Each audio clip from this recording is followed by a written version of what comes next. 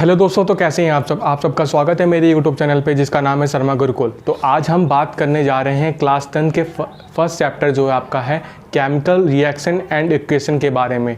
और हम दिसंबर तक आप लोग को सभी क्लास 10 के जितने भी चैप्टर्स हैं उसके लेक्चर्स प्रोवाइड कर देंगे, नोट्स प्रोवाइड कर देंगे उस सब चीज़ों को।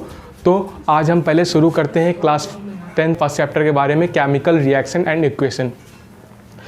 तो पहले चैप्टर के नाम से ही पता चलता है कि केमिकल रिएक्शन एंड इक्वेशन। तो बात पहले आती है कि केमिकल रिएक्शन क्या होता है। केमिकल रिएक्शन क्या होता है, तो मैंने यहाँ डेफिनेशन लिख रखी है, आप देख सकते हैं। It is a process in which one और more substance formed a new substance. इसमें क्या होता है, एक से ज़्यादा सब्सटेंस क्या होते हैं, कंबाइन होते हैं, ठीक है, और वो रिएक्शंस करते हैं और मिलके एक नया सब्सटेंस फॉर्म करते हैं, ठीक है। क्या होता है, इसमें एक से ज़्यादा सब्सटेंस आते हैं, रिएक्शन होती है उनके बीच में और वो एक नया सब्सटेंस फॉर्म करते हैं। तो हम लोग उसको क्या बोलते हैं, केमिकल रिएक्शन बोलते हैं, ठीक है। फॉर एग्जांपल मैं आपको एग्जांपल देता हूँ। जैसे एक नेचुरल एग्जांपल देता हूँ जो आप लोग घर में डेली लाइफ में यूज़ करते हैं कि आपने वाटर लिया प्लस शुगर लिया, ठीक है ना। ये दोनों सब्सटेंस हमारे क्या हुए, मिले, कंबाइन हुए और रिएक्शन में गए। तो जब ये दोनों रिएक्ट हो जाएंगे तो उससे हमको क्या मिल जाएगा, जूस मिल जाएगा, ठीक है ना। तो ये जो नया सब्सटेंस फॉर्म हुआ, ठीक है ना, इसी को बोलते हैं क्या, ये हमारा प्रोडक्ट फॉर्म हो गया और ये हमारा रिएक्टेंट हो गया। ये हमारा एक क्या हुआ, हमको एक नया प्रोडक्ट मिल गया। तो ये सारी जो प्रोसेस होती है उसी को हम बोलते हैं क्या, एक केमिकल रिएक्शन हो रही है इस जगह, ठीक है ना, केमिकल रिएक्शन हो रही है। अब सेकंड पॉइंट पे देखते हैं। सेकंड पॉइंट पे दिया है and it can not be reversed by physical methods. और जो भी केमिकल रिएक्शंस हो जाती है और जिसका हमको प्रोडक्ट मिल जाता है तो वो दोबारा से उस स्टेट में, मतलब उस कंडीशन पे नहीं आ सकता जो रिएक्शंस के पहले था, जो इनिशियल स्टेज पे था, उस स्टेज पे वो चीज़ नहीं आ सकती। किसके थ्रू, फिजिकल मेथड के थ्रू वो चीज़ नहीं हो सकती। अब फिजिकल मेथड्स में कौन कौन से मेथड्स आते हैं, आपने कुछ मेथड्स पढ़ रखे होंगे। तो देखिए मैंने यहाँ पे कुछ मेथड्स लिख रखे हैं। जैसे कि आपका हो गया फिल्ट्रेशन, ठीक है, एक तरह का फिजिकल मेथड्स है। Centrifugation, distillation, evaporation and magnetism, ये सारे क्या फिजिकल मेथड्स हैं। इनके थ्रू हमारा मतलब प्रोडक्ट फॉर्म हो चुका है, उसके बाद हम उस चीज़ को इनिशियल स्टेज पे नहीं ला सकते जो कि शुरू की स्टेज में था, ठीक है। यही कहने का मतलब है कि it can not be reversed by physical methods, और ये फिजिकल मेथड्स सब लिखे हुए हैं, ठीक है। अब बात आती है कि मान लो केमिकल रिएक्शन हो रही है, तो हमको कैसे पता चलेगा कि वहाँ पे केमिकल रिएक्शन हो रही है, ठीक है। उसके मैंने कुछ प्रोसेस लिख रखे हैं, आप देख सकते हैं कि कैसे पता चलेगा कि हमको वहाँ पे केमिकल रिएक्शन हो रही है। तो देखो मैंने यहाँ पे लिख रखा है चेंज इन स्टेट। जब उसके स्टेट में चेंज होगा तो समझ लीजिए वहाँ पे केमिकल रिएक्शन हो रही है। अब स्टेट में चेंज कैसे होता है, स्टेट में चेंज देखो मैं आपको बताता हूँ स्टेट में चेंज कैसे होता है। स्टेट में चेंज कैसे होता है, देखो जैसे मान लो कोई चीज़ आपको लिक्विड में दी गई है, ठीक है, कोई चीज़ केमिकल रिएक्शन के पहले लिक्विड में है। आफ्टर ऑल जब वो केमिकल रिएक्शन होती है वो चीज़ सॉलिड में कन्वर्ट हो जाती है, ठीक है। कोई ऐसी चीज़ है जो केमिकल रिएक्शंस के पहले लिक्विड में है और after chemical reaction they will be converted into solid. तो वहाँ पे क्या होता है, चेंज इन स्टेट होता है। उससे हमको पता चलता है कि यहाँ पे केमिकल रिएक्शन हो रही है, ठीक है। अब बात करते हैं सेकंड पॉइंट पे, चेंज इन कलर। यहाँ पे आपने कहीं देखा होगा कि कहीं पे केमिकल रिएक्शन होती है तो उसके कलर में चेंज आता है। कभी वो ब्राउनिश हो जाता है, कभी वो रेडिश हो जाता है, या फिर कभी वो येलोइश हो जाता है, ठीक है ना। वो इन सब कलर में फॉर्म हो जाता है, कभी वेलवेट कलर में हो जाता है, कई सारे कलर्स में चेंज हो सकता है। वो रिएक्शन पे डिपेंड करती है कि आपकी वो रिएक्शन कैसी होगी, ठीक है ना।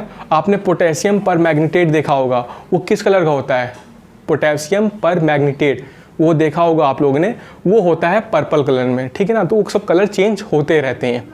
अब बात करते हैं थर्ड पॉइंट पे कि चेंज इन टेम्परेचर, ठीक है ना। आप कहीं केमिकल रिएक्शन हो रही है तो उसके टेम्परेचर में भी चेंज आ सकता है। वो 25 से 30 डिग्री, 35 डिग्री, 40 डिग्री तक हीट हो सकता है। उसके टेम्परेचर में डाउनफॉल और अपफॉल आ सकता है, ठीक है ना, उसके टेम्परेचर में चेंज भी हो सकता है। वो हमको दिखा सकता है कि यहाँ पे केमिकल रिएक्शन हो रही है। तो इतनी बात समझ में आ गई होगी आपको। अब चौथे पॉइंट पे देखते हैं क्या, इवोल्यूशन ऑफ गैस। आपने कहीं केमिकल रिएक्शन देखी होगी या फिर आप आगे चल के देखेंगे जब आप प्रैक्टिकल लैब में प्रैक्टिकल्स करेंगे आप, ठीक है ना, तो आप कोई केमिकल रिएक्शन करेंगे तो उसमें से गैस भी निकलती है, ठीक है ना, कई तरह की उसमें से गैस भी निकलने लगती है। तो वहीं पे बात की जा रही है उसी चीज़ की कि क्या इवोल्यूशन ऑफ गैस भी हो सकता है, ठीक है ना। कोई अब यहाँ पे जो भी 4 मैंने पॉइंट्स लिखे हैं, अगर पूछा कि अगर आपसे मान लो क्वेश्चन पूछ दिया कि अगर केमिकल रिएक्शन हो रही है इसमें कौन कौन से चेंजेस दिखाई दे सकते हैं, ठीक है, तो उसमें कौन कौन से चेंजेस दिखाई सकते हैं, आप ये चारों पॉइंट्स लिख सकते हैं। कैसे? Change in state, change in temperature, change in colour और इवोल्यूशन ऑफ गैस। ये चारों पॉइंट्स आप लिख सकते हैं, ठीक है ना। तो आपको फुल में से फुल नंबर मिलेगा। और आप इसको नोट करते हुए चलिए, केमिकल रिएक्शन की मैंने डेफिनेशन लिख रखी है और इस पॉइंट को नोट कर लीजिए और इस नोट कर लीजिए। तो अगर आप बोर्ड एग्जाम्स में ये सारे पॉइंट्स लिखेंगे तो आपका एक नंबर भी नहीं कटेगा, ठीक है। और जो भी चीज़ मैं आप लोगों को बताऊंगा बाकायदा उसकी नोट्स बनाते हुए चलिए, जिससे आप जब फाइनल टच में होंगे या फिर फाइनल पेपर एग्जामिनेशन देने जाएंगे क्लास बोर्ड का, क्लास 10 का इन 2021, ठीक है, तो आपको कोई भी दिक्कत नहीं होगी। आप जल्दी जल्दी से रिवीजन कर लेंगे। और जो ये चैप्टर है वो मैं चैप्टर 2 भाग में, मतलब 2 पार्ट्स में ख़त्म कर दूंगा और 20 मिनट्स के वो लेक्चर्स होंगे। इक्वल्स टू 40 मिनट्स में आपको एक पूरा चैप्टर समराइज करके दे दूंगा। आपको कोई भी चीज़ मैं बोल के नहीं बताऊंगा, आपको सारी चीज़ मैं लिख के ही दूंगा, ठीक है। तो इतना बात आपको समझ में आ गई होगी। तो आगे बढ़ते हैं। तो मैंने आप लोग को बताया कि आपका केमिकल रिएक्शंस क्या होती है और कैसे आपको पता चलेगा कि यहाँ पे केमिकल रिएक्शंस हो रही है। आपको मैं कुछ डेली लाइफ एग्जांपल्स दिखाता हूँ, देख लीजिए। कुछ डेली लाइफ एग्जांपल्स मैंने लिख रखे हैं, जैसे डाइजेशन ऑफ फूड, रेस्पिरेशन, ठीक है, digestion of food, respiration, rusting of iron, formation of कड़। ये मैंने 4 एग्जांपल्स लिखे हैं। फर्स्ट एग्जांपल देखते हैं, डाइजेशन ऑफ फूड, ठीक है, जो आप खाना खाते हैं, ठीक है ना, तो जो पेट में, स्टोमक में हमारा जो डाइजेशन प्रोसेस होती है उसमें भी क्या एक केमिकल रिएक्शन ही इन्वॉल्व होती है, ठीक है। अब रेस्पिरेशन, जो आप सांस लेते हैं, ठीक है ना, जो आप क्या एयर जो ऑक्सीजन होती है इनहेल करते हैं ना, उसके अंदर भी एक केमिकल रिएक्शन प्रोसेस होती है, ठीक है। रस्टिंग ऑफ आयरन, आपने देखा होगा कि आपके घर के कोई बाहर दरवाजे पे जो आपका आयरन का दरवाज़ा होता है, ठीक है ना, जो गेट्स होते हैं उस पर क्या होता है, कभी इधर जंग लगने लगती है, तो वही क्या होती है, रस्टिंग ऑफ आयरन। क्योंकि ऑक्सीजन उससे आके टकराती है तो क्या होता है, वो रस्ट छोड़ने लगता है, ठीक है ना, उसी को बोला गया है रस्टिंग ऑफ आयरन। वो भी एक क्या है, केमिकल रिएक्शन ही है, ठीक है ना। जो गेट पे जंग लगता है और जंग से क्या रस्ट निकलता है, वो भी एक केमिकल रिएक्शन ही है, ठीक है। चौथा एग्जांपल देखते हैं, फॉर्मेशन ऑफ कर्ड। आपके घर में दही, देखो आप खिचड़ी आती होगी, खिचड़ी में क्या होता है, दही पकती है, तो दही जो बनती है वो कैसे बनती है, फॉर्मेशन ऑफ कर्ड, ठीक है ना। दही का बनना वो कैसे बनता है, वो केमिकल रिएक्शन के थ्रू ही क्या होता है, दही आपकी फॉर्म होती है, ठीक है। ये सब हम लोग ने एग्जांपल्स देख लिए। अब बात करते हैं, आप लोगों को मैंने पिछली बार बताया था अभी इससे पहले कि प्रोडक्ट और रिएक्टेंट क्या होता है, ठीक है ना। बताया था ना कि यहाँ पे जूस होगा, वाटर होगा, तो वो सब बनेगा। तो मैंने इसमें पूछा था प्रोडक्ट और रिएक्टेंट क्या होता है। तो देखो प्रोडक्ट और रिएक्टेंट क्या होता है। रिएक्टेंट वो होता है जो केमिकल रिएक्शन में पार्ट लेता है, ठीक है ना। जो क्या होता है, केमिकल रिएक्शन में पार्ट लेता है, उसको बोलते हैं रिएक्टेंट। और प्रोडक्ट क्या होता है, कोई भी केमिकल रिएक्शंस होती है उसके बाद जो हमें एक नया सब्सटेंस मिलता है उसे हम बोलते हैं क्या, प्रोडक्ट। जो मैंने डेफिनेशन यहाँ लिख रखी है, the substance which are formed in chemical reaction. Substance जो फॉर्म होता है केमिकल रिएक्शन होने के बाद उसको हम बोलते हैं क्या, प्रोडक्ट बोलते हैं, ठीक है। आपको मैं अभी एग्जांपल देता हूँ, उससे आप पूरा एकदम क्लियर हो जाएंगे कि रिएक्टेंट प्रोडक्ट में आप डिफरेंस समझ जाएंगे क्या होता है। अब बात करते हैं example, when magnesium ribbon burn in air, oxygen gives us magnesium oxide, ठीक है। एक मैग्नीशियम रिबन होती है, सिल्वर कलर में होती है, ठीक है ना, ऐसे पतली स्ट्रिप में होती है। अगर आप उसको ऑक्सीजन में बर्न करते हैं, ठीक है ना, तो वो मैग्नीशियम ऑक्साइड में कन्वर्ट हो जाती है, ठीक है ना। ये तो मैंने थ्योरी में दिया हुआ है, आपको एग्जांपल आपको दिखाता हूँ, ठीक है ना। आप देख सकते हैं यहाँ पे देखो मैंने लिखा है क्या, ये मैग्नीशियम होता है, मैग्नीशियम रिबन जो है इसको हम लोग लिखते हैं Mg से। जो मैग्नीशियम होता है इसको हम Mg से डिनोट करते हैं। आप पीरियोडिक टेबल 9 में पढ़े होंगी तो आपको पता होगा, जो Mg होता है उसको हम किससे डिनोट करते हैं, मैग्नीशियम को कैसे डिनोट करते हैं, Mg से, और ऑक्सीजन को O2 से, ठीक है ना। अब देखो ये दोनों रिएक्ट होंगे, ठीक है ना, ये दोनों रिएक्ट होंगे तो हमको एक नया प्रोडक्ट मिलेगा, क्या, MgO, ठीक है ना, एक नया प्रोडक्ट हमको मिल गया इन दोनों के रिएक्ट होने के बाद। अब मुझे आप इसमें बताओ कि इसमें रिएक्टेंट क्या है और प्रोडक्ट क्या है। आप लोग बहुत तेज़ हो गए, तुरंत पहचान गए रिएक्टेंट क्या है प्रोडक्ट क्या है डेफिनेशन के हिसाब से ना, ठीक है, बहुत अच्छे। तो इसमें जो रिएक्टेंट लिखा हुआ है ये आपका रिएक्टेंट है, ठीक है ना। अब डेफिनेशन पढ़ो, मैंने क्या कहा था, who takes parts in chemical reaction, जो केमिकल रिएक्शन में पार्ट लेता है वो हमारा होता है क्या, रिएक्टेंट। पहचान गए आप लोग, बहुत बढ़िया, ठीक है। अब देखो MgO जो है ये हमारा प्रोडक्ट फॉर्म हो गया, तो ये हमको, ये क्या होता है हमारा, ये होता है प्रोडक्ट, ठीक है। आपको इतनी बात समझ में आ गई होगी। तो अब देखो, अब जो मैंने केमिकल रिएक्शंस यहाँ लिखी है वो केमिकल इक्वेशन बैलेंस नहीं है, ठीक है ना। तो अभी आप लोगों को मैं आगे बताऊंगा लेक्चर आगे कि केमिकल इक्वेशन कैसे बैलेंस करते हैं, ठीक है ना, केमिकल इक्वेशन होती क्या चीज़ है, हम कैसे ये केमिकल इक्वेशन लिख दी मैंने आपको। मैंने ये चीज़ पहले इसलिए लिख दी कि आप कम से कम समझ जाए और उस चीज़ से परिचित हो जाए। जब मैं पढ़ाऊँ आपको वो चीज़ तो आपको ये ना लगे कि भाई मैंने ये चीज़ कहीं देखी ही नहीं थी, ठीक है ना। तो आप उस चीज़ को इस चीज़ को रिमेंबर करिए।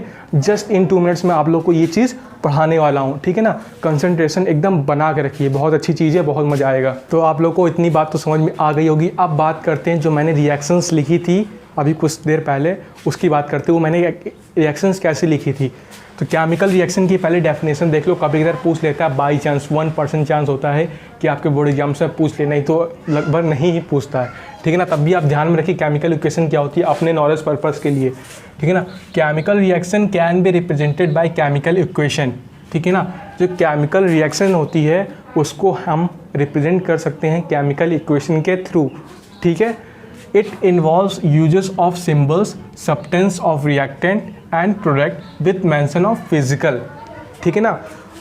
जो भी हम प्रोडक्ट या फिर रिएक्टेंट यूज़ करेंगे उनके हम केमिकल्स नेम्स, सिंबल्स यूज़ करके इसको डिनोट करते हैं और केमिकल इक्वेशंस लिखते हैं फिजिकल तौर पे, ठीक है ना। फिजिकल के लिए जो हमें दिखे, ठीक है ना, उसके लिए हम क्या करते हैं, केमिकल इक्वेशन लिखते हैं, ठीक है ना। अब जैसे मैंने आपको एग्जांपल दिया था क्या, कि कोई मैग्नीशियम है, ठीक है ना, वो ऑक्सीजन से टकरा रहा है तो ये क्या फॉर्म करता है, आपका MgO फॉर्म करता है, मैग्नीशियम ऑक्साइड।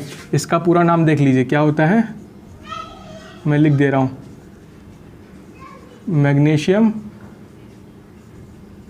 ऑक्साइड, ठीक है ना। इसका पूरा नाम क्या है, मैग्नीशियम ऑक्साइड, ठीक है ना। ये केमिकल इक्वेशन है। और कुछ जैसे आपने पढ़ भी रखा होगा 9th में कि देखो जैसे जो S होता है वो हमारा किसके लिए होता है, सॉलिड के लिए होता है।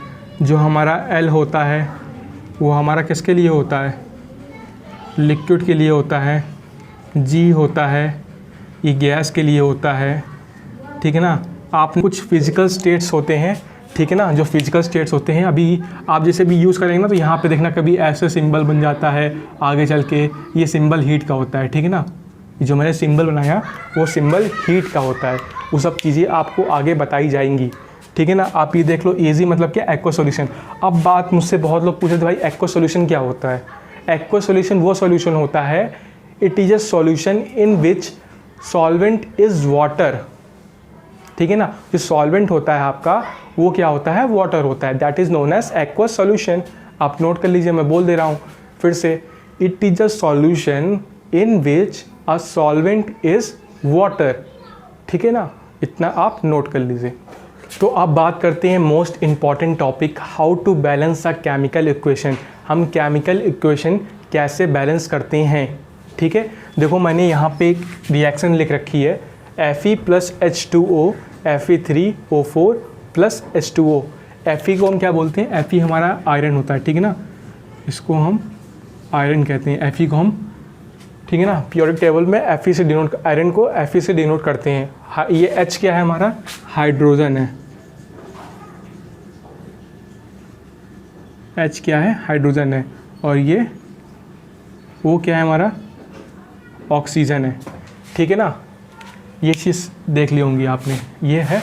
आप इस तरह क्या करके एक टेबल बना लीजिए, आप लोगों को बताता हूँ कैसे ये केमिकल इक्वेशन बैलेंस की जाती है, ठीक है। अभी तो आप मतलब अभी जब शुरुआत हो रही है तो आप कोशिश करिए कि टेबल बना के ही करिए, लेकिन आप कुछ दिन बाद जब प्रैक्टिस कर लेंगे, 1 महीना 2 महीने बाद, आप खुद ही ये सब सोचने की ज़रूरत नहीं पड़ेगी, आप डायरेक्टली कोई भी केमिकल इक्वेशन बैलेंस कर लेंगे, ठीक है। तो चलिए बात करते हैं how to balance a chemical equation. ये मैंने इक्वेशन लिख रखी है, ठीक है। अब देखो यहाँ पे ये हमारा क्या होता है, पहले आप बताओ मुझे ये क्या होता है। ये होता है आपका रिएक्टेंट, ठीक है, और ये हमारा होता है क्या, ये होता है हमारा प्रोडक्ट। ये हमारा क्या होता है, रिएक्टेंट, ये होता है हमारा प्रोडक्ट, ठीक है। अब देखो यहाँ पे पहले हम रिएक्टेंट, जिसे में जो मैं टेबल बना रखी है, आप सबके नंबर ऑफ एटम्स लिख दो कि किस में कितने एटम्स है। अब देखो Fe यहाँ पे है, Fe के पास कितने एटम्स है, यहाँ पे Fe के पास मात्र 1 एटम्स है, तो यहाँ पे हम पहले लिख देंगे Fe हैज़ ओनली 1 एटम्स, ठीक है। अब देखो हाइड्रोजन, हाइड्रोजन के पास कितने एटम्स है, हाइड्रोजन के पास यहाँ पे हैं 2 एटम्स, ठीक है। अब ऑक्सीजन देखो, ऑक्सीजन के पास कितने एटम्स है, ऑक्सीजन के पास यहाँ पे हैं 1 एटम्स, ठीक है। Fe, अब देखो Fe जो है, Fe के पास नंबर ऑफ प्रोडक्ट, अब देखो रिएक्टेंट्स के हमने एटम्स लिख दिए, अब प्रोडक्ट्स में कितने एटम्स है, प्रोडक्ट में है 3 एटम्स Fe के पास, ठीक है। ऑक्सीजन्स के पास कितने एटम्स है, ऑक्सीजन्स के पास टोटल 4 एटम्स है, ठीक है ना। ऑक्सीजन्स के पास कितने एटम्स है, ऑक्सीजन्स के पास 4 एटम्स है इन अ प्रोडक्ट, और हाइड्रोजन के पास 2 है, ठीक है ना। आप इस तरह पहले टेबल बना लो और इस तरह पहले डिनोट कर लो कि रिएक्टेंट में कितने एटम्स है उसके पास, एलिमेंट्स के पास, और प्रोडक्ट में कितने एटम्स है एलिमेंट्स के पास, ठीक है ना। तो इससे आप लोगों को ईजी हो जाएगा। अब देखो, अब मेन काम कैसे बैलेंस करते हैं। Fe में देखो, आपने देखा कि Fe के पास 1 एटम है रिएक्टेंट में, और प्रोडक्ट में कितना हो गया, इसके पास 3 एटम्स हो गए। अब इसी को हमको बैलेंस करना है। अब देखो क्या चीज़ पहले से बैलेंस है, हाइड्रोजन हमारी पहले से बैलेंस है, ठीक है ना। हाइड्रोजन हमारी पहले से बैलेंस है, 2 एटम है, और आयरन और ऑक्सीजन हमारा बैलेंस नहीं है। अब Fe देखो, Fe में हम रिएक्टेंट में ऐसे कौन से नंबर से मल्टीप्लाई कर दे कि हमारा जो Fe है वो बैलेंस हो जाए रिएक्टेंट में। अगर हम Fe में रिएक्टेंट जो हमारा है, इसमें अगर हम 3 से मल्टीप्लाई कर दे तो उसके पास 3 एटम्स हो जाएंगे, ठीक है, 3 एटम्स हो जाएंगे। तो देखो अगर हम Fe में 3 लगा दें यहाँ पे, तो Fe के कितने एटम्स हो जाएंगे, 3 से मल्टीप्लाई कर देंगे तो Fe के पास टोटल नंबर ऑफ एटम्स 3 हो जाएंगे। देखो बैलेंस हो गया यहाँ पे, मैंने किससे, उसके पास रिएक्टेंट में 1 एटम था, उससे 3 से मल्टीप्लाई कर दिया, टोटल नंबर ऑफ एटम्स जितने हो गए 3 हो गए, ठीक है। अब बात करते हैं हाइड्रोजन की। हाइड्रोजन तो हमारा बैलेंस है, हाइड्रोजन रिएक्टेंट में भी 2 एटम्स है और प्रोडक्ट में भी 2 एटम्स है, ठीक है। अब देखो ऑक्सीजन की बात करते हैं। ऑक्सीजन में जो रिएक्टेंट में है, ऑक्सीजन के पास मात्र 1 एटम है, और जो हमारा प्रोडक्ट है उसमें टोटल नंबर ऑफ एटम्स कितने हैं, 4 है ऑक्सीजन में, ठीक है ना। प्रोडक्ट में कितने हैं, 4 है। अब हम रिएक्टेंट में ऐसे कौन से नंबर से मल्टीप्लाई कर दें कि जो हमारा ऑक्सीजन हो वो रिएक्टेंट में बैलेंस हो जाए। अगर हम ऑक्सीजन को ध्यान से देखिए, अगर 4 से मल्टीप्लाई कर दें तो ये हमारा क्या हो जाएगा, ऑक्सीजन बैलेंस हो जाएगा किस में, रिएक्टेंट में। अब देखो यहाँ पे हम प्रीफिक्स में यहाँ पे 4 एटम्स लगा दिए, ठीक है। अब देखो यहाँ पे तो ऑक्सीजन हमारा बैलेंस हो गया, लेकिन अब जो हमारा हाइड्रोजन है वो बैलेंस नहीं हो पाया, वो हमारा बैलेंस क्या हुआ, डिस्टर्ब हो गया, ठीक है ना। अब देखो हाइड्रोजन 4 इंटू जो होता है इसको मल्टीप्लाई होता है, ठीक है ना, तो 4 to 8। अब हाइड्रोजन के पास नंबर ऑफ एटम्स कितने हो गए, 8 हो गए। अब ये तो रिएक्टेंट में गड़बड़ा गया और प्रोडक्ट में भी गड़बड़ा गया, हाइड्रोजन हमारा इक्वेशन तो बैलेंस हो नहीं पाई। अब देखो क्या करेंगे, अब यहाँ पे हाइड्रोजन रिएक्टेड प्रोडक्ट में जो प्रोडक्ट है हमारा हाइड्रोजन का, उसमें ऐसे कौन से नंबर से मल्टीप्लाई कर दें कि हमारा जो प्रोडक्ट में हाइड्रोजन है वो बैलेंस हो जाए नंबर ऑफ एटम से। तो अगर हम इसमें 4 से मल्टीप्लाई करते हैं तो ये हो गया 8, और हम यहाँ पे लगा देंगे 4, ठीक है ना। तो ये हमारा जो प्रोडक्ट में है वो चीज़ हमारी बैलेंस हो गई, ठीक है ना। इस तरह केमिकल इक्वेशन, हमारी कोई भी केमिकल इक्वेशन बैलेंस कर सकते हैं इस तरह से। ये प्रोसीजर जितने बताए मैंने, ये टेबल आप इस तरह बनाइए और इस तरह आप कोई भी केमिकल इक्वेशन बैलेंस कर सकते हैं, ठीक है। अब मुझसे कुछ लोग पूछ रहे थे कि यहाँ पे ये जो हमने 4 लगाया, ये हम क्या पीछे लगा सकते हैं? कोई भी अगर आप केमिकल इक्वेशन बैलेंस करते हैं, जो नंबर ऑफ़ एटम्स आप ऐड करते हैं, ठीक है ना, वो आप प्रीफिक्स में ऐड करिए, ठीक है ना। ये रूल है केमिस्ट्री का, या बोल सकते हैं एक्सेप्शन है ये एक तरह का, कि हम प्रीफिक्स में ही ऐड करते हैं, सफिक्स में नहीं लगा सकते उसी चीज़, ठीक है। तो आप इस तरह करके केमिकल इक्वेशन बैलेंस करते हैं। अब बात करते हैं, अब जो भी बात करेंगे टाइप्स ऑफ केमिकल रिएक्शंस की, वो हम बात करेंगे नेक्स्ट लेक्चर में, जो कि इसका फर्स्ट चैप्टर का सेकेंड पार्ट में बात करेंगे, और उस पार्ट में आपका वो चैप्टर ख़त्म हो जाएगा, ठीक है। तो चलिए, bye, good luck and good bye.